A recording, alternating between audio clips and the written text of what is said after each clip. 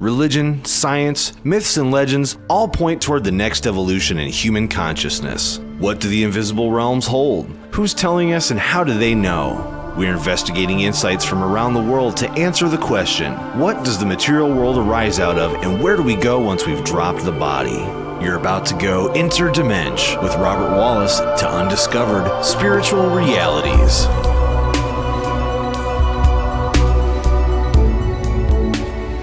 Materialism and the mindset of materialism is itself a poison of the devil, a perspective of thought that can actually dismantle your spiritual future. How is this? Well, a lot of us living in this world, or should I say most all of us, have a majority of our focus on the material things in our environment. The people around us we see as material beings and things. The house that we live in being a material structure. Our vehicle, the roadways, the buildings that we enter, the tools that we pick up to do our jobs, the places that we go and the things that we enjoy, we go to and we pay for material things using material money. So it's only natural that our attention would be on materiality. Of course, from the spiritual perspective, these material things are made up of spiritual forces. Our relationships with other physical material beings are actually relationships with spiritual beings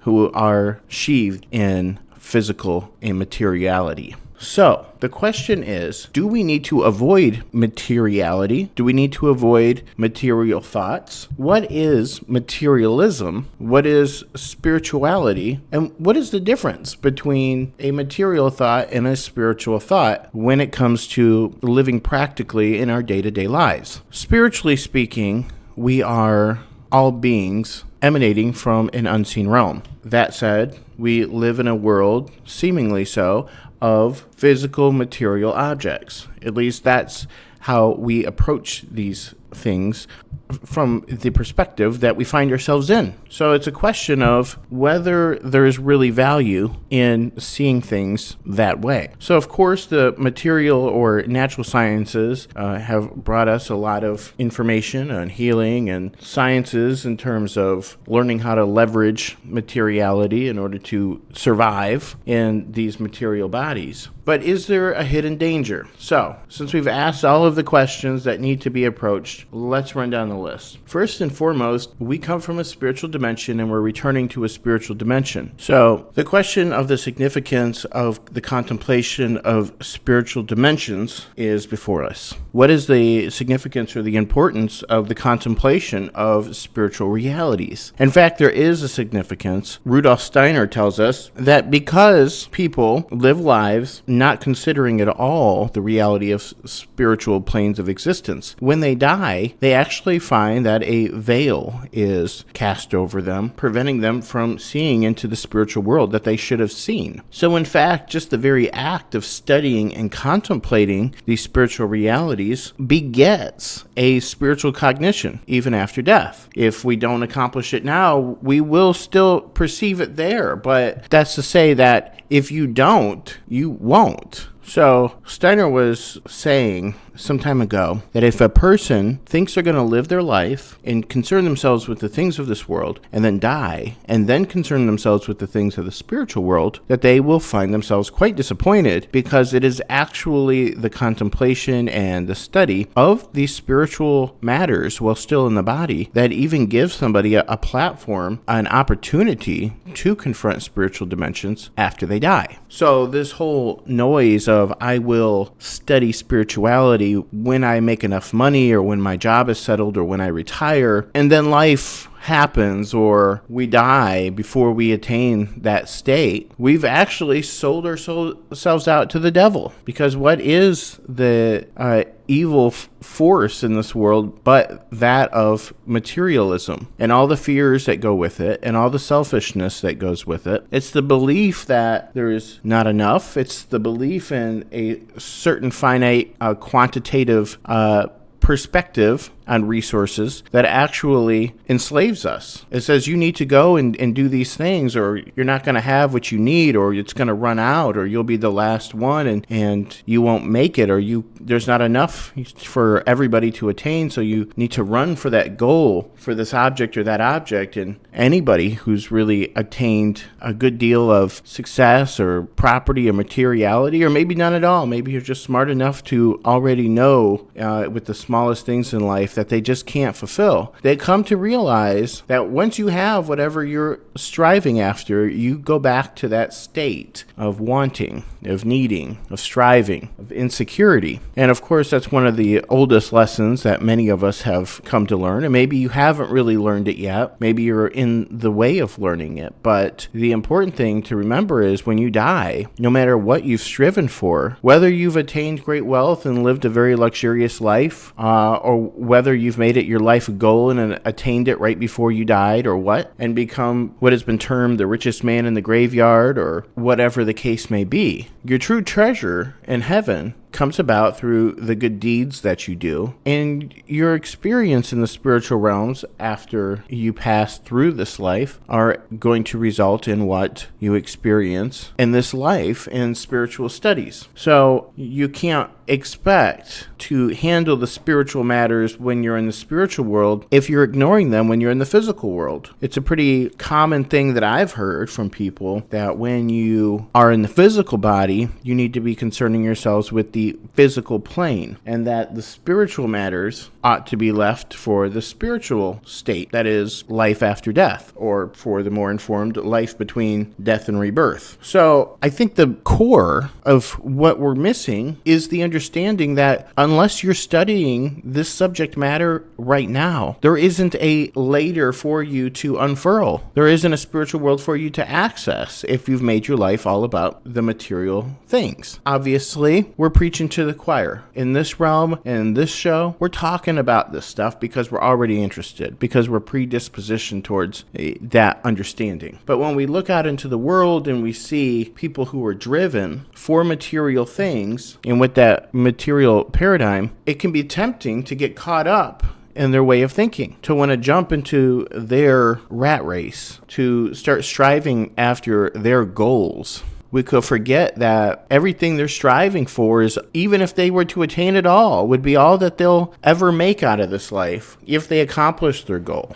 And that's very sad. Your goal could be to be as rich as Donald Trump, or to have as much property as him or anybody else, or whatever your attainment is. But if it's not after the spiritual goals, then no matter what you've attained, you will end up empty-handed. That's not to say you can't pursue your goals in this physical world with a spiritual mindset and leave out of this life very rich in spiritual blessings, because one can. The Bible, for instance, doesn't say that one shouldn't become rich. There were rich people in the Bible. It does say that there is a challenge in that lifestyle, in that way of thinking, so that it would be easier for a camel to get through the eye of a needle than for a rich man to enter into the kingdom of heaven. But the Bible doesn't say not to become wealthy. As a matter of fact, frugality and savings and earnings is actually incumbent upon us. The parable of the talents given to the servants, and the master who went away and came back and collected the talents that he had given to each of his servants. And it was actually the one who didn't make use of and earn interest or earn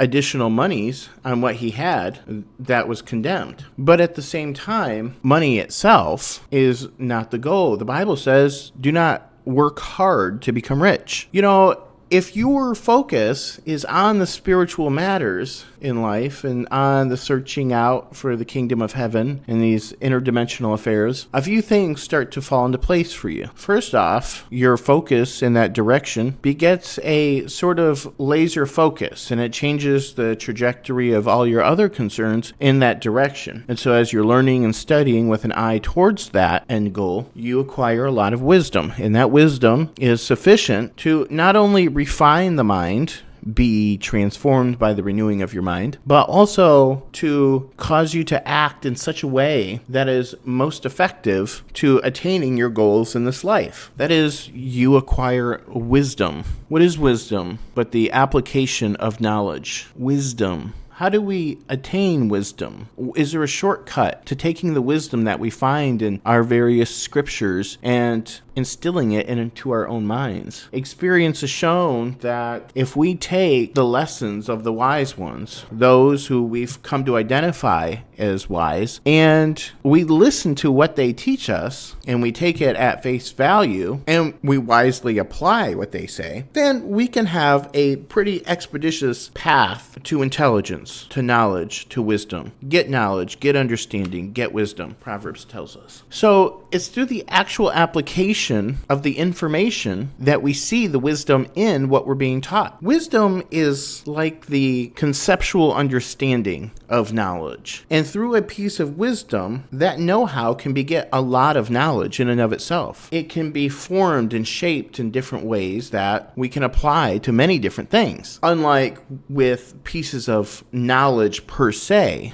which have very specific applications and in most of the time finite circumstances that vary from moment to moment. But wisdom sometimes will give us unconventional understanding. It will suggest that we go left when all indications suggest that we should go right. And by going left, we get to our goal but by going right, we find that we force ourselves down many tough paths. So there's significance in the way that you're thinking, just in terms of developing a spiritual understanding as it relates to the physical world. But materialism itself is forgetting all of this. It's striving after the almighty dollar, and it's wanting to pursue the stock market for great riches and for big fancy experiences and vacations and to live luxuriously and so on and so on. And there is a blessing for those whose minds are set on God. Now, in this day and age, we think in terms of the law of attraction. This is how God or the spirit world blesses us in the physical world. Our minds become more powerful in terms of attracting or in terms of bringing about the desired results that we have for ourselves with less effort if we become more effective at how we use our mind. So again, the wisdom will teach us how to think. And when we think in that way, we find ourselves in tune with the infinite, in harmony with universal thinking, with the mind of God. And from that perspective, when we think something, we think correctly about it. And when we think correctly about it, it comes to us. The Bible tells us, you ask, but you ask amiss, that you might spend it upon the lusts of your flesh. It's not that having is an issue. It's not that desiring such a particular experience in and of itself is the issue. It's how you feel about that thing that you're asking for. Is it so that you can abandon your cares in life that you desire what you ask for? Is it so you can provide yourself with a false sense of security that you covet that pile of money or gold? You know, the fastest way, if you truly are asking for resources, for instance, money in particular, to get what you want is to actually put your attention on the thing itself that you would spend that money on. And you'll see that you're actually creating an unnecessary obstacle or hurdle for yourself, unnecessary rules that you yourself create in order to make something happen. Everything's easy for God. So if there's a particular place you want to go or experience you want to have, instead of concentrating on the bottom line of how much cash is required to have that experience or go to that place, figure out if from your heart of hearts and operating out of a spiritual mindset, you still want that thing or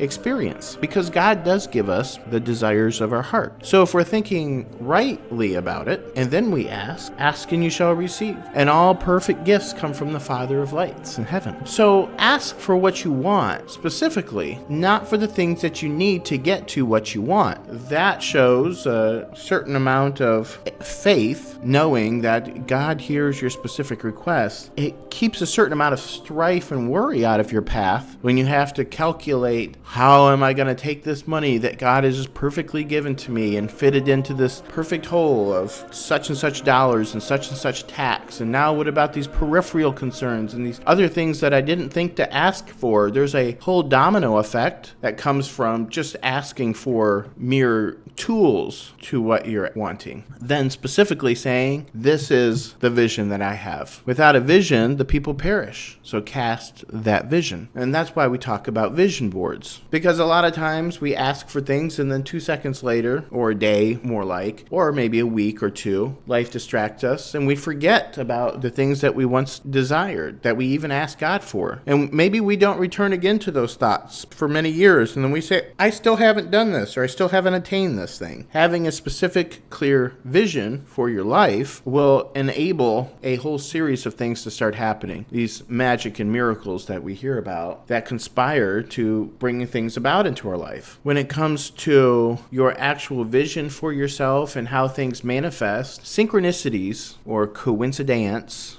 start to occur in our lives. The synchronicities that unfold when a person walks into your life and starts to bring to you opportunities or circumstances or a new job that you enter into where you're surrounded by new leadership or new opportunities or new education that eventually takes you right to the vision that you had for yourself. It's almost like deja vu sometimes if you've thought thoroughly and clearly enough for what you've desired when you're experiencing the desires that you once had for yourself, that you gave to God, and you said, if it's your will, may it be done. Not my will, but your will. And again, he gives us the desires of our hearts. Now, is he giving us the desire that we're asking him for? Is he giving us the things that are the object of our desire? These are questions we might ask ourselves. Which came first, the chicken or the egg? Which came first, the desire for the destiny or the destiny itself? And only for the cause of the destiny do we find ourselves longing for some objective, since it is our purpose. That sounds, I'm sure, a bit convoluted, but let me rephrase it this way. If we know that we have a purpose to do a thing, then naturally our attention is focused on how we're going to attain unto that thing. If in our heart of heart and deep in our soul and our subconscious mind, we know we're here to accomplish a certain thing, then we might realize, if we knew that, why we have the specific desires that we have. Why we want to go to this school so bad. Why we want to be involved in this fraternity or order or be friends with these types of people so bad. If we realize that those desires are a result of predetermined destinies in our lives that we're actually calling us forth in that direction, then it would make a lot more sense when a thought arises in us for a certain person, place, or thing. And again, it's about how we approach it mentally. God gives us the desires of our heart. Paul prayed that, I pray that you prosper just as your soul prospers. So if you want to develop in your external life, it isn't through the focus on materiality, as it were. It's through a focus on your spiritual values and goals in conjunction with the things that are already going to arise in you, whether or not you're focused on materiality or spirituality, and that will affect how things come about. To rephrase that, just because a person is on a spiritual path and they're pursuing spiritual things for the whole world, it doesn't mean that in that process they will never have another thought of something that they would like again. Perhaps in some sense we might think that to pursue spirituality is to lose all desires for anything other than God. And in a sense, this is true. Our objectives become toward and for the purpose of God and his kingdom and the attainment of that kingdom. And while we're here, we're still experiencing karmic relationships, things and people and places that have to play out, a reason for being born in this body to begin with. And for that purpose, we find ourselves on the path that's unfurling before us, a path that's chalked out by our own projections of what we believe is possible for us. So it's very significant if we think a thing is possible or not. If we think that certain things must happen before something can happen. If we think that God can make anything happen, or that God gives us the desires of our heart, or whether we think something is easy or hard, whether you think you can or you can't. Either way, you're right, Henry Ford said. And isn't that true? As a man thinketh in his heart, so is he. Is he a striver? Is he a survivor? Is he a victor? Is he a victim? So you can have your thoughts and you can have the manifestation of those things, and you will learn the lessons that you need to learn. And even if that thought and those desires are, I need to become wealthy so that you can learn that wealth won't satisfy, you can spend your life on that lesson. And you will learn that lesson if you are striving after that, thinking that that will satisfy you. And your life will be expended to learn that lesson. And it's a bitter lesson. It's something that, like anything else, will cause a sense of regret to think that we have fallen by the wayside, that we have erred in our thinking so long ago, and to think where we could and perhaps should be were we to have taken the wisdom from the beginning and walked in that way. And there are future incarnations and perhaps the lessons that we learn here in terms of what we really need or don't need occupy our mind for the entirety of our lives, and so that next life we can have a more spiritually grounded paradigm and pathway laid before us. Like I was talking about a little while ago about the wisdom and knowledge factor and kind of how one might exponentially grow ahead mentally through the trusting of the wisdom as it's imparted from those who are wise, as opposed to taking bits and parts of knowledge and having to test every little step along the way, never really trusting whether the knowledge is sound or not knowing if it will get you where you want to go. So too does the projecting of your end final goal towards your spiritual destiny expedite you past many of these smaller lessons in life. They make you a giant, in a sense, to step over the little concerns of a life which is ruled by the limitations that we impose upon ourselves, the lessons that we learn by overcoming, by accomplishing certain things, make the accomplishments smaller in our mind. A hard thing becomes easy after it's been accomplished. An amazing thing becomes average after we've attained enough of it, and less significant, though we be grateful for it nonetheless. But what is the goal that is worthy of our attention to change the paradigm so dramatically that it changes the way we think about everything else? It's the attainment of spiritual dimensions, particularly the kingdom of heaven. Seek ye first the kingdom of God and his righteousness, and all things will be added unto you. All things will be added unto you. While you're striving for the kingdom of heaven, life will start to iron out. Great relationships will be added to you. Circumstances, opportunities that are desirable and favorable and joyfully fulfill you will be added to you. Not so that you can be satisfied by them, but through them, you can come into a greater harmony with your true purpose and that expression that you're here to experience from a spiritual perspective. But all of the fruits along the way of the material world, as necessary as they are and as fulfilling as they seem to be and as exciting as they may be for us at the time, don't compare with the next dimension. And that's really what we should be striving after. The next dimension, the spiritual dimension, the kingdom of heavens, or rather the kingdoms of heaven, of these other beings and worlds from which we've come, from which this world is built up out of, from where in prior lives, in between prior lives, we've spent our efforts building up and evolving the world, and into the future where we will find ourselves again. That is the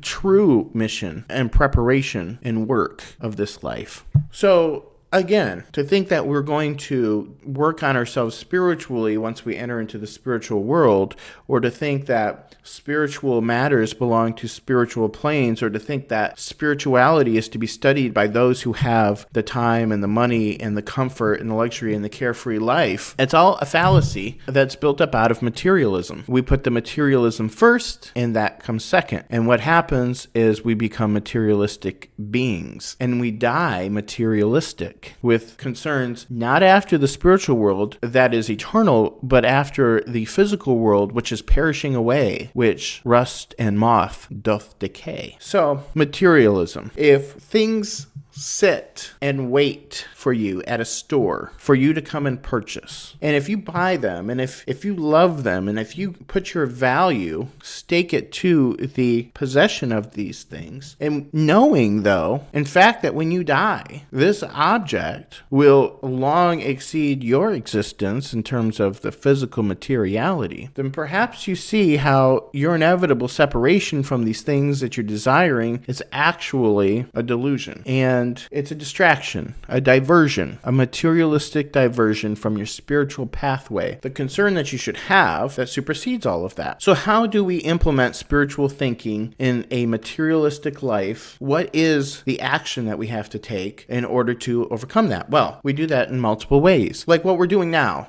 just a discussion of the differentiation of materialism and spirituality is creating necessary synapses in your mind brain that is helping you to see the value in the spiritual world and see the lack of value in what we prize so much in this material plane. In fact, because everything is spiritual, these material things around us are in fact of special spiritual significance, but its attainment as our ego strives to attain and hold them is a delusion, which actually binds us to the densest of all planes. It's an unhealthy relationship. It's a toxic relationship. It's a damning relationship. Damning one to materialism. Damning one out of heaven and into the fires of hell. A flame that consumes the one who's consumed by the things that they can no longer have, that they could never truly have, like we can have in our hearts, the kingdom of heaven. That's an experience which transcends. I want to make an interesting distinction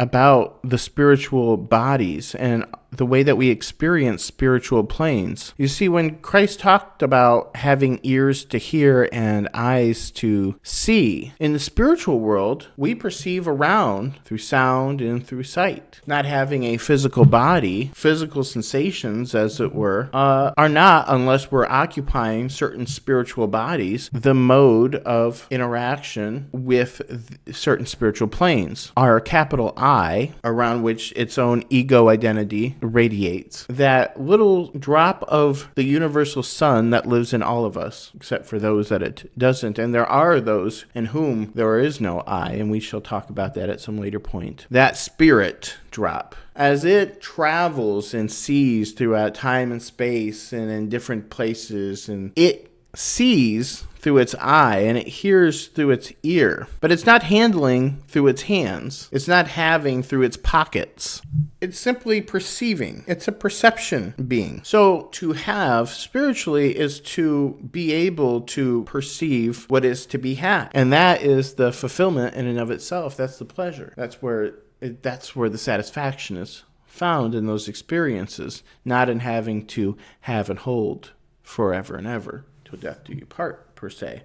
Not to allude to the sacrament of marriage, but to that marriage that many of us have with materialism. Everything that we have, we hold in trust for other men. Perhaps you've heard that said before. Everything we have, we hold in trust for other men. The house that you have, presupposing it doesn't become condemned and destroyed or in whatever way, for 100 years after you die, will be lived in by many more families potentially. You think it's your house, your kingdom, because you bought it. You have the deed. But if it's all the same to you, you're renting it. You are renting it because you will not have it forever. You have it for a period. You're leasing it, if you will, until you are no longer capable of occupying it, at which time it will move to somebody else. It will move to the government, to an inheritor, to whomever. So this idea that we're secure in our possessions, again, these are all very temporary experiences that we have, that we're able to possess. And it's wonderful that we have whatever we have, and we should be grateful for it, and we should respect it and treat it well. But we should not put our trust in it. So it becomes most important that aside of whatever your goals are in life, that your paradigm is built up around a spiritual understanding, the attainment of spiritual knowledge, understanding, and wisdom, and most specifically, the seeking ye first of the kingdom of God and his righteousness, because all things will be added to you from that. And in fact, it gives you the hope for a spiritual experience, not just in the next life. I should not say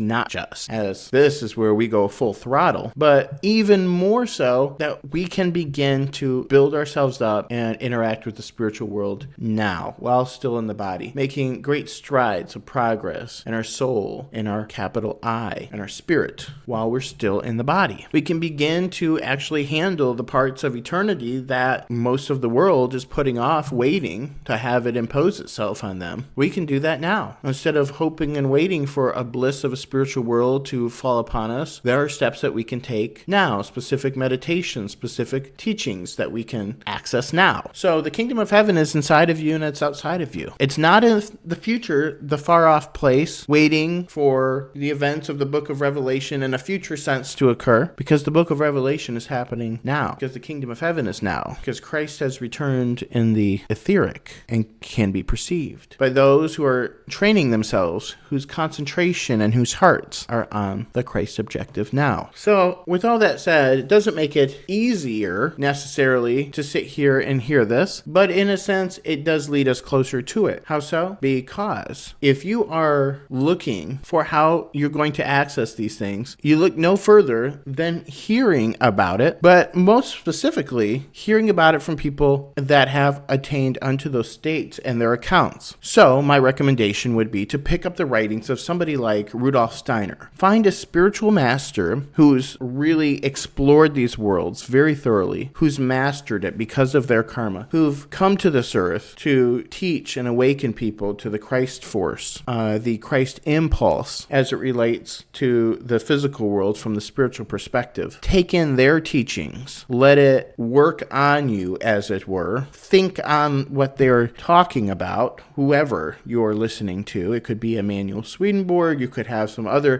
prophet or church denominational guru that you follow, but somebody who really knows. And it's through thinking through their way of thinking long enough and matching up the synapses and the schematic of your mind, your brain, your neuronic pathways to theirs. And if they are in fact enlightened, then theirs will more readily resemble the mind of God. And they'll be a living example of that, being a living master if they were. And this will put you more into harmony with that way of thinking so that it can become alive in you, the Word of God alive in you.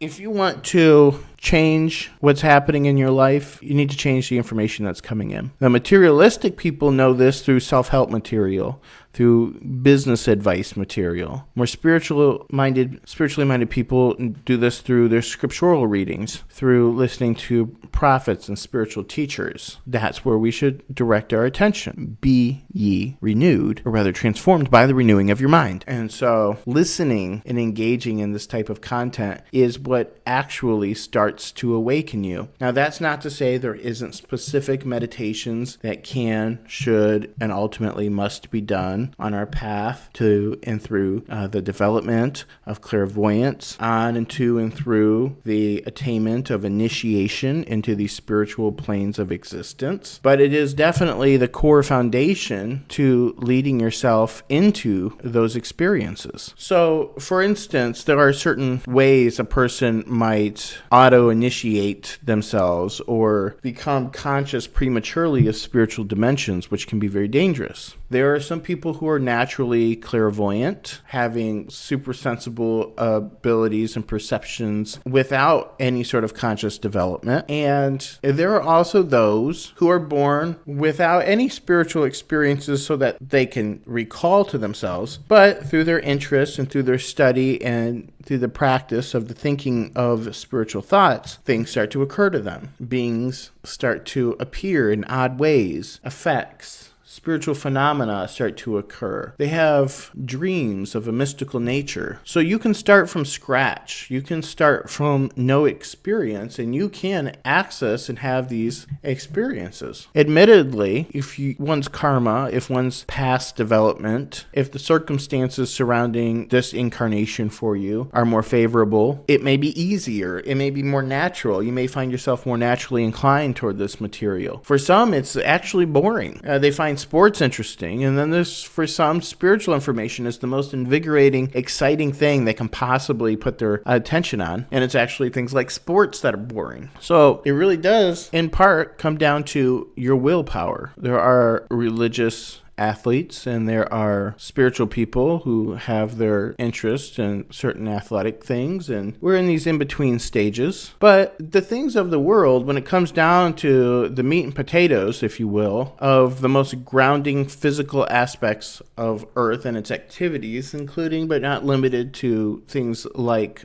physical athletics, do bind us in a different way to the world than does a study of spiritual matters. And so while there may be a place and a time for these sorts of things in your development, ultimately where we're going and what we're doing in the kingdoms of heaven have more to do with those issues of wisdom and intelligence in the development of our ethical and moral development. So you want to shortcut your way to the last chapter. You want to skip to the back of the book. It's to become a fully free and conscious spiritual being who, through the development of their own faculties, are able to consciously enter into and control themselves the spiritual planes of existence and move forward there in that way, as opposed to entering unconsciously into those dimensions or without the ability to consciously decide of their own volition what they will experience, which is what some people even expect or hope for themselves, that they might automatically become these spiritual beings that are so heavenly and perfect and without a mind of their own in a general sense are made to do the right thing. But really, your mind needs to be transmuted. It needs to be transformed into the mind of God. Jesus thought it nothing to share a mind with God, and neither should we. We get in on the same wavelength, the same way of thinking, and we match our thoughts and values and feelings and love what he loves and hate what he hates, as the Bible says. And then we come to cognite certain spiritual phenomena. We start to find ourselves syncing up with another voice roaming the inner minds of the populace of the world. Themes that are to rise up and before the minds of the world are already living in you. And so it is not a subconscious revelation when things happen to you and out of other people, but rather it's a spontaneous event in you because you're already thinking in the same wavelength as the God mind that everybody is living in, whether or not they're conscious of it. This might point us towards how prophecy and things like that happen, because God knows the end from the beginning. His throne inhabits eternity from the beginning to the end. And if that be so, and if his mind, everything being mind, if his mind occupies all of that, and if our minds be like unto his mind, then we will start to think and sync with events because our thoughts behind the scenes are the same. And so we're already aware, in a sense, of some of the things that are about to happen. And so we're, of course, at varying degrees of these sorts of cognitions. Some of us are mildly clairvoyant. Some of us have a dream or a cognition or a thought, and then it happens. And then there are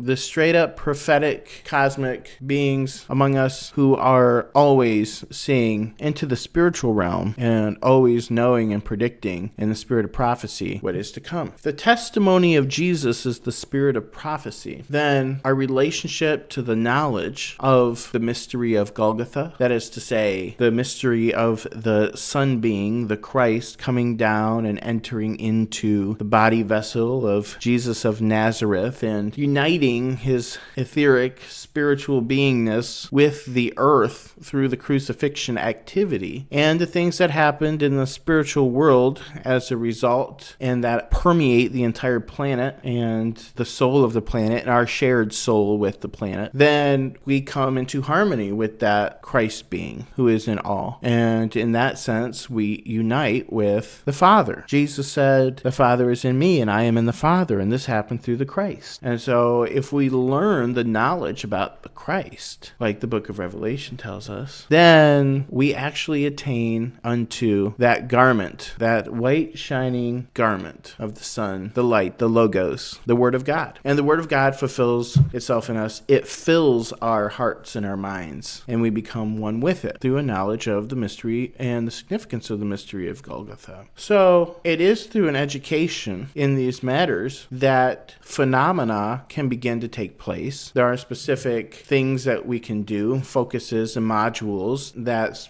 certain spiritual teachers, including Rudolf Steiner, can impart to someone to practice in order to prepare them to have these experiences, and they themselves will help, depending on a person's readiness, to provoke certain spiritual phenomena, which is in its own right exciting progress for the spiritual searcher.